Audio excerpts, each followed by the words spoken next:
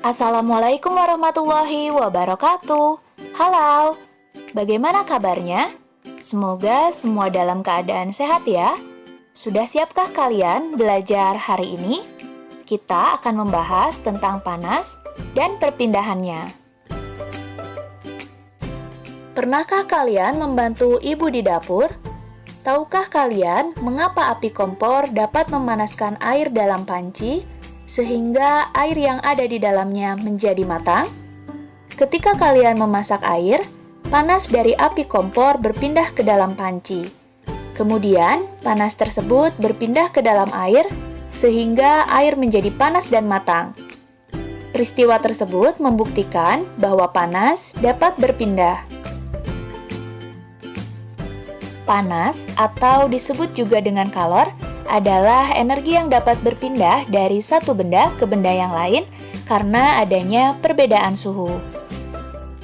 Panas berpindah dari benda yang bersuhu tinggi ke benda yang bersuhu lebih rendah.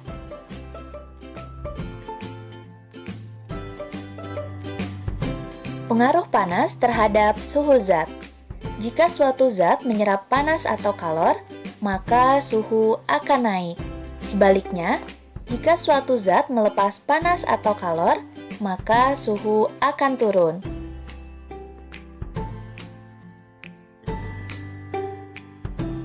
Jenis benda penghantar panas. Benda yang mudah dan cepat menghantarkan panas disebut konduktor. Contoh benda yang termasuk ke dalam konduktor yaitu besi, emas, tembaga, dan perak.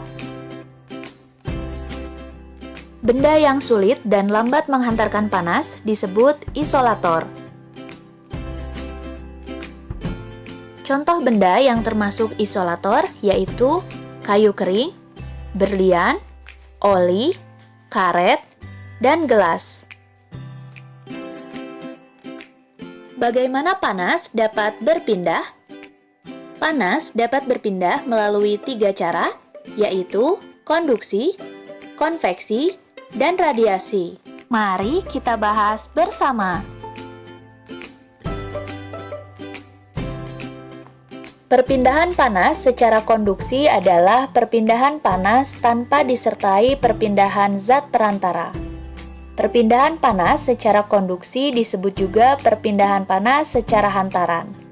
Pada peristiwa perpindahan panas secara konduksi, yang berpindah hanya energi panasnya saja. Perpindahan panas secara konduksi terjadi pada benda padat. Agar lebih memahami mengenai perpindahan panas secara konduksi, kita dapat melakukan kegiatan estafet buku bersama teman-teman kalian, di mana buku berperan sebagai panas dan kalian adalah sebagai perantaranya. Saat melakukan estafet buku, maka yang berpindah hanya bukunya saja, sedangkan kalian tetap diam di tempat dan tidak berpindah. Hal ini sama seperti perpindahan panas secara konduksi. Hanya panasnya saja yang berpindah dan perantaranya tetap.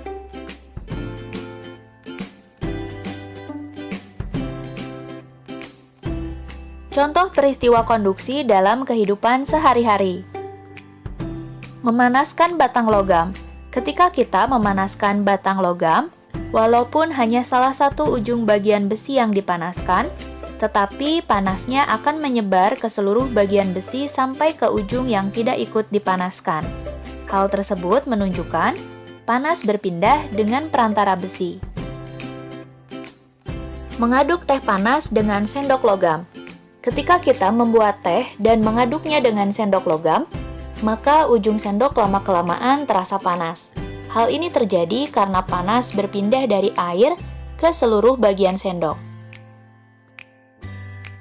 Setrika listrik merupakan salah satu alat yang cara kerjanya menggunakan prinsip perpindahan panas secara konduksi. Ketika setrika dihubungkan dengan arus listrik, maka arus listrik akan mengalir melalui elemen pemanas.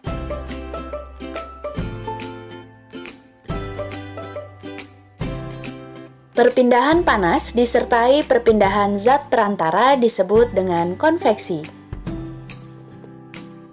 Perpindahan panas secara konveksi yang berpindah tidak hanya energi panasnya saja, namun zat perantaranya juga ikut berpindah.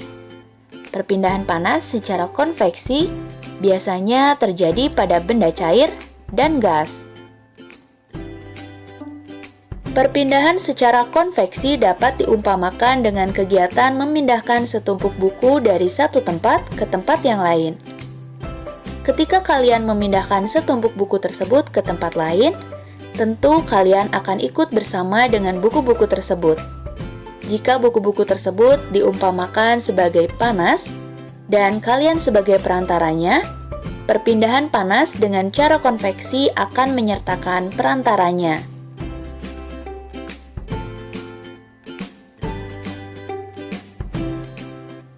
Contoh peristiwa konveksi dalam kehidupan sehari-hari. Terjadi pada saat kita merebus air. Air yang berada dekat dengan api akan mendapatkan panas, sehingga air menjadi lebih ringan.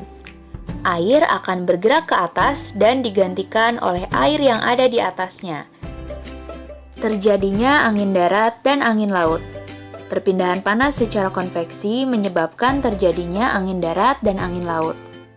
Angin darat dapat terjadi karena udara di darat pada malam hari lebih cepat dingin daripada udara di laut. Sehingga udara yang berada di atas laut akan naik dan udara di darat akan menggantikan posisi udara yang naik. Sedangkan angin laut dapat terjadi karena pada siang hari daratan lebih cepat panas. Sehingga udara di darat akan naik dan udara laut akan menggantikan udara yang naik. Karena keadaan tersebut, pada malam hari nelayan akan melaut dan pada pagi hari atau siang hari mereka akan kembali ke daratan. Pemanfaatan ventilasi udara terjadi karena siklus udara di dalam rumah memanfaatkan perpindahan panas secara konveksi.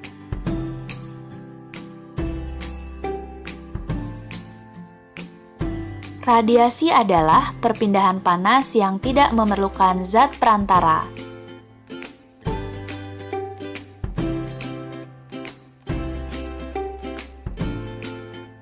Contoh peristiwa radiasi dalam kehidupan sehari-hari. Panas dari matahari yang sampai ke bumi. Tubuh terasa panas saat dekat dengan api unggun. Baju yang dijemur menjadi kering karena sinar matahari.